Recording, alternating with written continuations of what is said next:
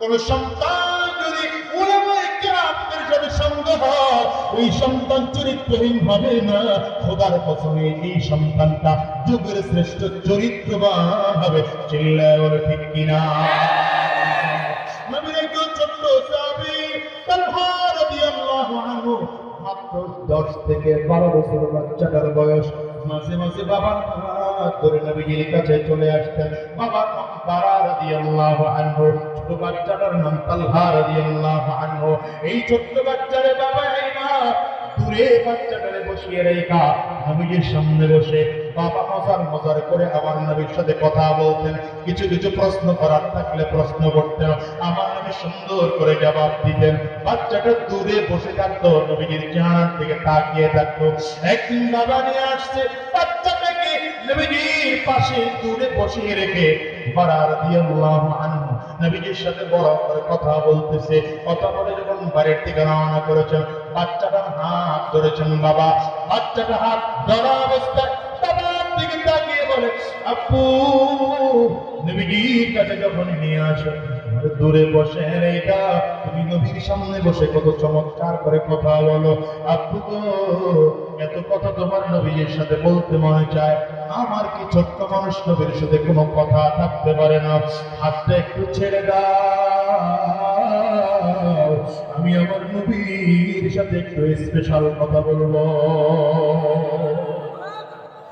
এই ছোট্ট বাচ্চার মধ্যে নবীর প্রেম আর ভালোবাসা দেখে বাবা হাতটা ছেড়ে দিলেন। বাচ্চাটা দৌড় দিয়া নবীজির দরবারে হাজির। রাহমাতুল লিল আলামিনের দরবারে দাঁড়াইয়া আস্তে করে নবীজির চেহারার দিকে তাকিয়ে থেকে বলেন, নবী আপনি আমার আব্বুর দিয়ে দাঁড়ায় দাঁড়ায় কত সুন্দর করে কথা বলেন, আমাকে নবী একটু কাছে ডাকেন না। ওগো নবী, আমার আব্বু একাই কিন্তু আপনারে ভালোবাসে না, আমি কিন্তু আপনারে ভালোবাসি। ওগো নবী, আমার আব্বু আপনারে যতটা ভালোবাসে তার চেয়ে আমি আব্দুল্লাহ, আমি তো আপনারে অনেক বেশি ভালোবাসি। রাহমাতুল লিল আলামিন ছোট্ট বাচ্চারে পরীক্ষা করার জন্য বলেন, তালহা তুমি যদি আমার এত ভালোবাসো, তোমার কোমরের মধ্যে যে তরবারিটা আছে এই তরবারি দিয়া পারলে তোমার বাবার কল্লাটা আমার সামনে এনে দাও। নবীজির বলতে দেরি হয়, ছোট্ট বাচ্চাটা তরবারিটা কোমর থেকে টান দিয়ে বের করেছেন।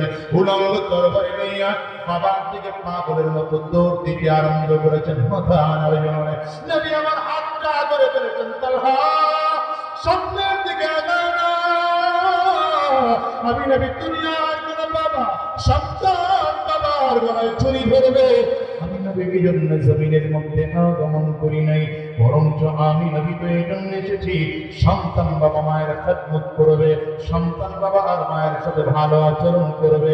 আমি পরীক্ষা করেছিলাম, তুমি পরীক্ষায় পাশ করে ফেলেছো। এই ছোট্ট বাচ্চা রাহমাতুল লিল আলামিনের সামনে দাঁড়ায় বলেন, পয়গম্বর আমার ছোট্ট একটু নসিহত করে দেন, আমি আপনার নসিহতটা চিরজীবন মনে রাখবো। হযরত নবী করিম সাল্লাল্লাহু আলাইহি ওয়াসাল্লাম বলেন, তোমার কলিজায় এই মুহাব্বত রেখে চইল, আর কিছুই লাগবে না। এই ছোট্ট বাচ্চা নবীজির দরবার থেকে বিদায়, বাড়ি অনেক দূরে, বাবা বাবার সাথে করে মাঝে মাঝে আমার নবীর দরবারে আসতো। লম্বা দিন পরে বাবা বারা রাদিয়াল্লাহু আনহু নবীজির কাছে আসছে। আজকে ছোট্ট বাচ্চাটাকে সাথে করে নিয়ে আসে নাই। আমার নবী ডাকতে পারা সব সময় আসলে তো আমার ছোট্ট আশিকটারে সাথে করে নিয়ে আসতা। আজকে যে আসলা আমার ছোট্ট আশিকটারে নিয়ে আসলাম আর কোথায়? বাবা নবীর দিকে তাকায় চোখের পানিগুলো ফেলে কান্না করতে আরম্ভ করেছে। ডেকে বলেন, নবী কেমন করে আমার এই বাচ্চাটারে নিয়ে আসবো? আমার এই বাচ্চাটা তো জমিনে নাই, ও তো জমিন থেকে বিদায়। এই করে একটু করে যুবকরি মজলিসটার মধ্যে এমন মানব যদি কেউ থাকে, ছোটবেলার বাচ্চা, ছোটবেলার ছোট বাচ্চাকে হারিয়েছ, ওই বাবার কলিজাটার দিকে তাকিয়ে দেখো, কলিজায় কত ব্যথা, কত ব্যথা, কত ব্যথা। এই বাচ্চাটার বাবা বারা রাদিয়াল্লাহু আনহু নবীর সামনে দাঁড়ায় চিৎকার করে কাঁদতে আরম্ভ করেছে। নবী আমার ডেকে বলে, রে বারা, আমার এই ছোট্ট তালহাটা জমিন থেকে বিদায় হয়ে গেল, আমার কি একটু জানাইলা না? বাবা ডেকে বলে, নবী আমার জানাইতে তো চাইছিলাম, কিন্তু আপনার ছোট্ট আশিকটা আপনার জানাইতে দেয় না, নিষেধ করেছে। বলে, কেন জানো হুজুর, আমি যখন আপনার এখান থেকে গেলাম কিছুদিন পরে খেয়াল করলাম আমার বাচ্চাটার কলিজার মধ্যে আমার বাচ্চার শরীরটার মধ্যে জ্বরের কারণে আমার বাচ্চাটা থরথর করে কাঁপতেছে। বাচ্চাটার মাথা উঠেই আমার কোলের মধ্যে নিলাম, বাচ্চাটা আমার কোলের মধ্যে আছে। তারপরে আমার দিকে তাকায় বলে, আপু আমার কাছে মনে হয় আমি বাঁচবো না, তবে আমি যদি জমিন থেকে বিদায় হয়ে যাই, সকাল বেলায় যদি বিদায় হোক, আমার নবীর খবর দিব, নবী যেন এসে আমাদের জানাজা পড়ায় নিজের হাতে নবীজি দাফন করে। কিন্তু আপু রাত্রিবেলায় যদি মারা যায়, আমার নবীর খবর দিব না, আমার নবীর রাত্রিবেলায় খবর দিব না। কেন খবর দেব না? শুধু বাচ্চাটাই বলে, আপু রাত্রিবেলায় যদি আমার নবীর খবর দাও, আমার নবী আমার ইন্তেকালের খবর পাইলে মদিনার কুলি গলি দিয়ে আমার বাড়িতে চলে আসবে। আমার বড় ভাই নবীর শত্রুর অভাব নাই, ওই মদিনার গলিতে আমার নবীকে একা একা কাফিররা পাইয়ে আমার নবীর জমিন থেকে বিদায় করে বিধিবার আঘাত করতে পারে।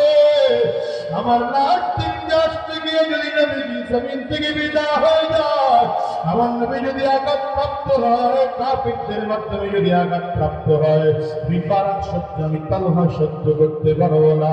ওরে দুনিয়ার মুসলমানেরা, এই ছোট্ট বাচ্চাটার মধ্যে যদি নবীর জন্য বয়স্ক আর মহাব্বত এত ভালোবাসা থাকে, তুমি আর আমি এত বড় আজকে নবী দুনিয়াতে নাই, নবীর সাথে নাই, জমিনে নাই। আজকে নবীর দিন তোমার আমার সামনের থেকে বিদায় হয়, নবীর দিনের বিরুদ্ধে কটূক্তি করা হয়, ইসলামের বিরুদ্ধে চক্রান্ত ষড়যন্ত্র করা হয়। ও মুসলমান, তোমাদের